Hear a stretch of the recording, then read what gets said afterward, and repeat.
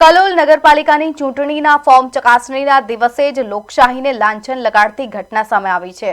Ward number 7ના ઉમેદવાર મુકેશભાઈ શાહ અને કોંગ્રેસના શહેર પ્રમુખ મનોજકુમાર નાયકે ગંભીર આક્ષેપ કર્યો છે કે વોર્ડ નંબર 5ના કોંગ્રેસના ઉમેદવાર સુનિલજી કનુજી ઠાકોરનું ઉમેદવારી પત્ર મંજૂર થયા બાદ તુરંત જ વિપક્ષના માણસો દ્વારા અપહરણ કરવામાં આવ્યું છે।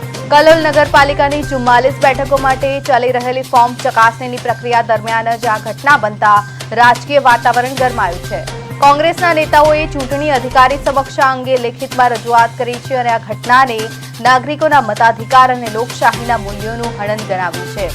અત્યાર સુધીમાં મોટાભાગની બેઠકોની ચકાસણી પૂર્ણ થઈ ગઈ છે, પરંતુ આ અપહરણના આક્ષેપે સમગ્ર ચૂંટણી પ્રક્રિયા પર સવાલ ઉભા કર્યા છે।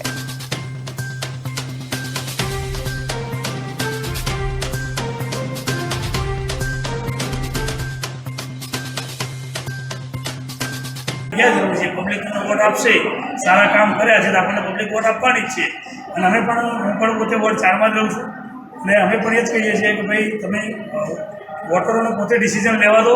आ लोकशाहीनुं आ रीते प्लीज हनन ना करशो। कोईपण उम्मीदवारे फॉर्म भर्युं होय पछी एनुं फॉर्म पास थई गयुं होय तो ए चूंटणी लड़वाने लायक थई गयुं कहेवाय के पछी सामने गठभेद करी तमे तेने पाछुं खेंची जाओ।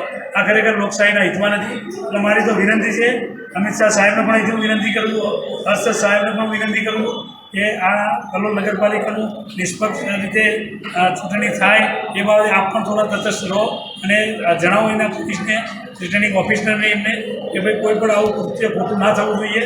સીસીટીવી કેમેરામાં પણ એ ઘટના અંકિત થઈ ગઈ છે। મારી વિનંતી છે કે આ ઘટનાઓ મીડિયાને આપે અને એને ચલાવવામાં આવે।